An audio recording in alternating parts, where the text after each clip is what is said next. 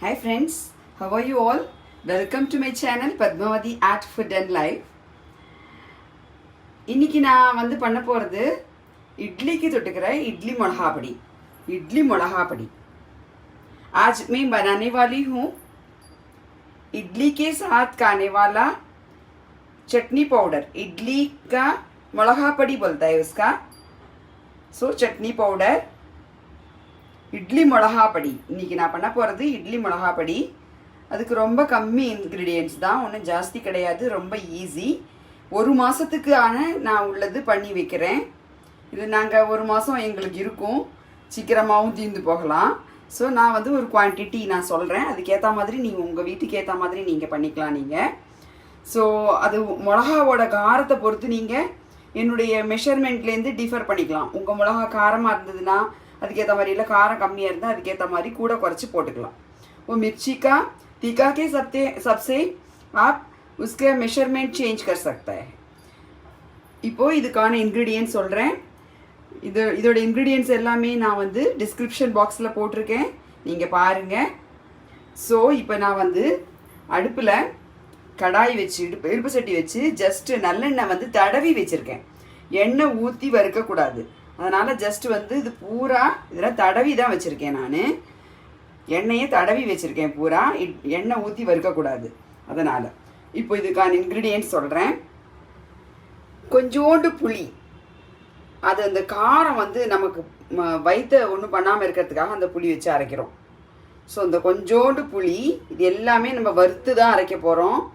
பெருங்காயம், கட்டி பெருங்காயம் நான் சின்ன சின்ன பீஸா வந்து கட் பண்ணி வச்சுருக்கேன்। கட்டி பெருங்காயம் தான் யூஸ் பண்ணணும், அது ரொம்ப நல்லாயிருக்கும், வாசனையாக இருக்கும் கட்டி பெருங்காயம்। மிளகா ஒரு 30 மிளகா எடுத்து வச்சுருக்கேன், இது ரொம்ப நல்ல காரமான மிளகா।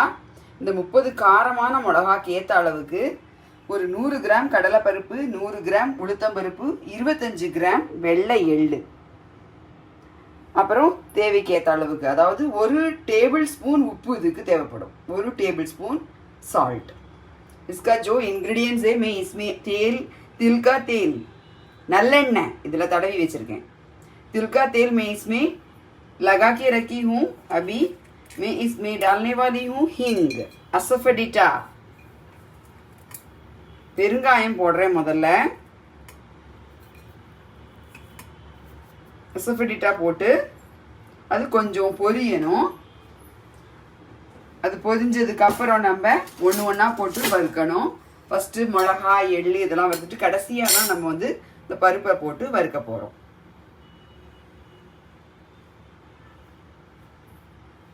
கடைசியாக தான் இந்த பருப்பு போட்டு அரைக்க போகிறோம்। முதல்ல எல்லாம் வறுத்து வச்சுட்டுருணும், கொஞ்சம் ஆறுனதுக்கப்புறம் நம்ம கடைசியாக பருப்பு மட்டும் கடைசியாக போட்டு அரைக்கணும்। மிளகாலாம் நல்லா மசியணும், பருப்பு முன்னாடி போட்டு அரைச்சிட்டோம்னா மிளகா மசியாது, மசியறதுக்கு லேட் ஆகும்। அதனால் மிளகா, புளி, இந்த பெருங்காயம் இதெல்லாம் முன்னாடி போட்டு அரைக்கணும், கடைசியாக தான் இந்த பருப்பை போட்டு அரைக்கணும்। எள்ளு இதெல்லாம் முன்னாடி போட்டு அரைக்கணும், பருப்பு மட்டும் கடலைப்பருப்பு, உளுத்தம் பருப்பை அப்புறமா கடைசியாக இதெல்லாம் நல்லா மசிஞ்சதுக்கப்புறம், மிளகாவத்தெல்லாம் நல்லா மசிஞ்சதுக்கப்புறம் போட்டு அரைக்கணும்।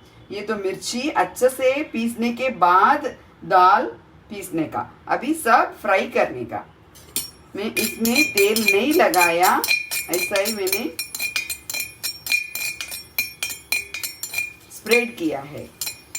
பாருங்க, இதில் நான் வந்து இந்த சும்மா ஸ்ப்ரெட் தான் பண்ணியிருக்கேன்। இது பொரிஞ்சிருச்சு, இப்போ இந்த புளியையும் போட்டு இதில் பொரிக்கிறேன்।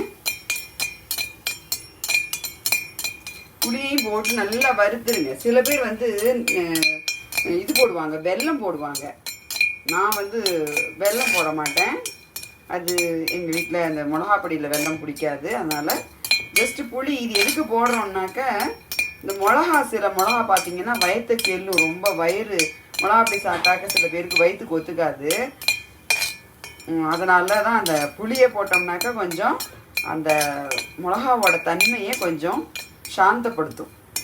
ये तो इमली है, ये तो मिर्ची का इतना तीखापन के लिए हम लोग इमली डाला है, वो तीखापन को कम करेगा। ஸோ பாருங்க, இது மாதிரி பொரிச்சிடுறோம்। இது மாதிரி வெறும் வானலியில் எண்ணெயை தடவி இந்த மாதிரி புளியையும் பெருங்காயத்தையும் பொரித்து இதை முதல்ல நான் வந்து குக்கர் இதில் போடுறேன், மிக்ஸி ஜாரில் போடுறேன். இப்போ வந்து நான் ஒன்று ஒன்றா வறுக்கிறேன். கடலைப்பருப்பு முதல்ல போடுறேன். கடலைப்பருப்பு நல்லா செவந்ததுக்கப்புறம், இது ஏன் நான் கடலைப்பருப்பு முதல்ல போடுறேன் ஆனால் கடைசியாக தான் அரைக்க போகிறேன், ஏன்னா இது ஆறணும். கடலைப்பருப்பும் உளுத்தம்பருப்பும் வந்து ஆறுறதுக்கு ரொம்ப டைம் எடுத்துக்கும். அதனால தான் கடலைப்பருப்பு உளுத்தம்பருப்பையும் முதல்ல போட்டு நம்ம வறுத்துக்கணும். இப்போ கடலைப்பருப்பு எதுக்கு முதல்ல போடுறோன்னா, கொஞ்சம் பெரிய சைஸ், அது கொஞ்சம் தடிமனாக இருக்கிறதுனால அது வறுபடுறதுக்கு லேட் ஆகும். எப்போதுமே கடலைப்பருப்பு உளுத்தம்பருப்பு வறுக்கிறச்சே பார்த்தீங்கன்னா முதல்ல கடலைப்பருப்பு போட்டு வறுக்கணும். तो चना दाल को तो पहले ही डालने का, ये मोटा वाला है ना इसलिए, तो चना दाल को पहले डालने का. उसके बाद थोड़ा सा कलर चेंज हो रहा है ना, तभी उड़द दाल डालने का. ரெண்டுமே 100 கிராம்ஸ் போட்டிருக்கேன். இந்த மிளகா வத்தல் நல்ல காரம், அந்த காரத்துக்கு ஏற்ற மாதிரி நம்ம இதை போடுறோம். இப்போ நல்லா வந்து சிகப்பா பொன்னிறமாக கோல்டன் கலரில் இதை கைவிடாமல் வறுக்கணும்.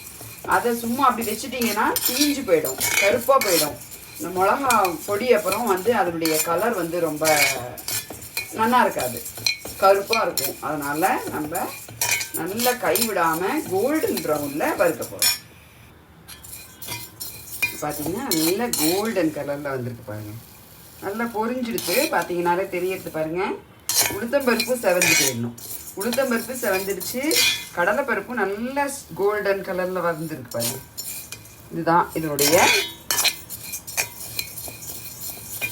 கரெக்டான டைம். ஸோ இதை விட ஜாஸ்தி ரொம்ப கருக விடக்கூடாது, கருக விட்டால் நல்லா இருக்காது. ஸோ இந்த கோல்டன் ப்ரௌனுக்கு வறுத்துட்டு இப்போ இது வந்து இதை தட்டில் கொட்டி வைக்க போகிறேன். இந்த தட்டில் நான் என்ன பண்ணியிருக்கேன்னா காஞ்ச கருகப்பிலை, கருகப்பிலையை நல்லா நிழல் உலத்தெல்லாம் போட்டு காய வச்சு வச்சுருக்கேன். இதை ஒரு சும்மா கொஞ்சோண்டு எடுத்து போட்டிருக்கேன். இது மேலே வந்து இந்த பருப்பை நான் கொட்டி ஆற விட போகிறேன். இப்போது பார்த்தீங்களா, நல்லா இந்த மாதிரி கோல்டன் கலரில் வந்துருக்கு பாருங்கள். இந்த கருகப்பிலையும் இந்த சூட்லேயே கொஞ்சம் ஆறிடும், இது பண்ணிடும். அது நல்லா காய வச்ச கருகப்பிலை தான். ஸோ அதனால் இந்த சூடான பருப்பில் நான் வந்து இதில் போட்டு வச்சுருக்கேன். இதையும் சேர்த்து அரைக்க போகிறோம். இது நல்லா ஆறணும். நல்லா ஆறினதுக்கப்புறம் தான் அதை அரைக்க முடியும். மிளகா வத்தலை சூட்டோடு அரைக்கணும், அப்போ தான் நல்லா அரைப்படும். பருப்பை ஆறுனதுக்கப்புறம் அரைக்கணும். இதெல்லாம் வந்து இதனுடைய டிப்ஸு, நம்ம பண்ண வேண்டிய அந்த இதோட டிப்ஸ். அது மிளகா பொடிக்கான டிப்ஸு. இப்போ என்ன பண்ணுறேன், இதில் 25 கிராம் வெள்ளை எள்ளு வச்சுருக்கேன். இது இப்போ பார்த்தீங்கன்னா இந்த சூட்டில் படப்படான்னு பொரியும், பொரிஞ்சு நல்லா ஒப்பி பொரியும். அதுதான் இதோட பதம். அதை எடுத்து நம்ம மிக்ஸி ஜாரில் போட்டுக்கலாம்.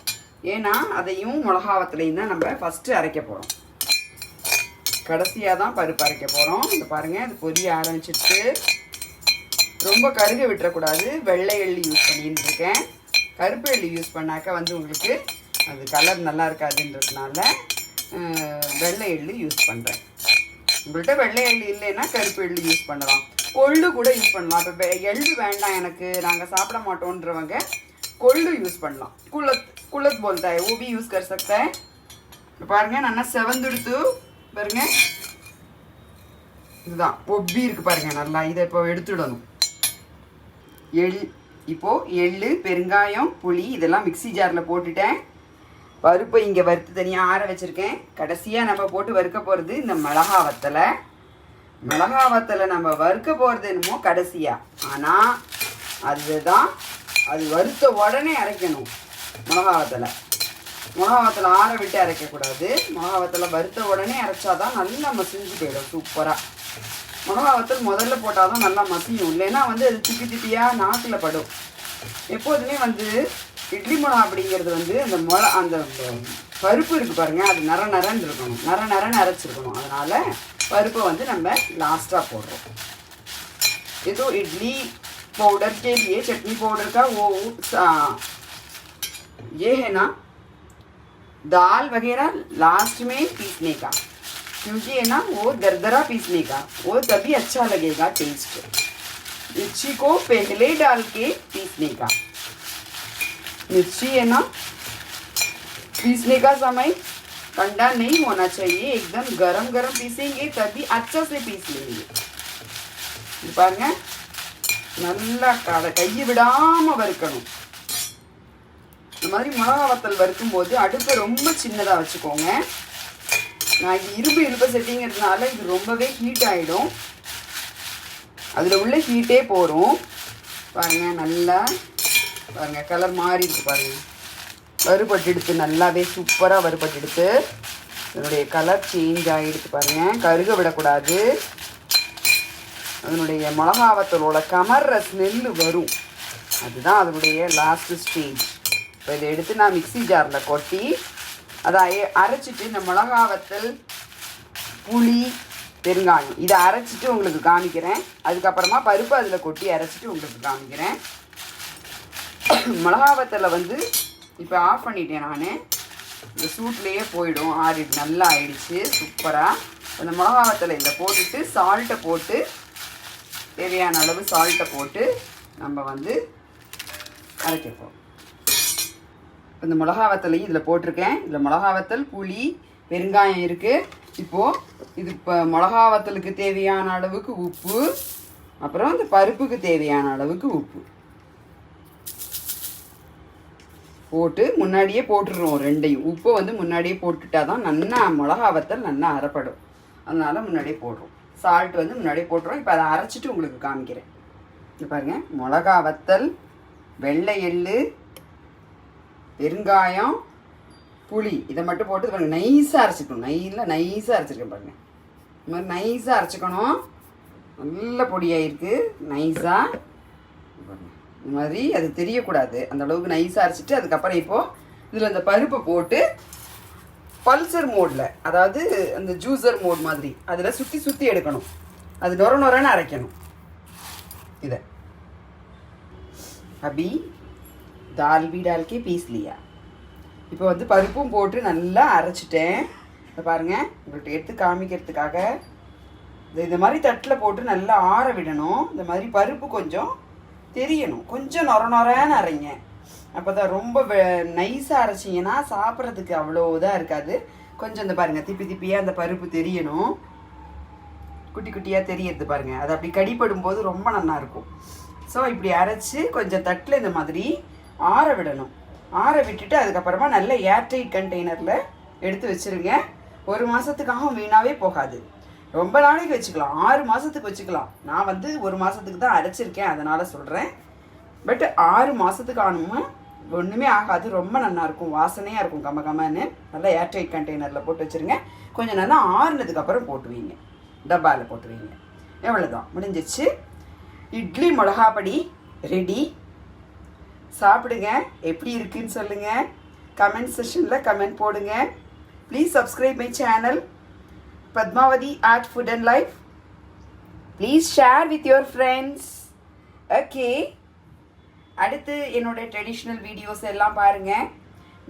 நாங்கள் போன க்ஷேத்ரா இதுக்கு போன தீர்த்த யாத்திரை போன வீடியோஸு, டெம்பிள் டூர் வீடியோஸ் போடுறேன். எல்லாமே பாருங்கள். ப்ளீஸ் சப்ஸ்கிரைப் பண்ணுங்கள், ஷேர் பண்ணுங்கள், கமெண்ட் பண்ணுங்கள். தேங்க்யூ. Bye bye.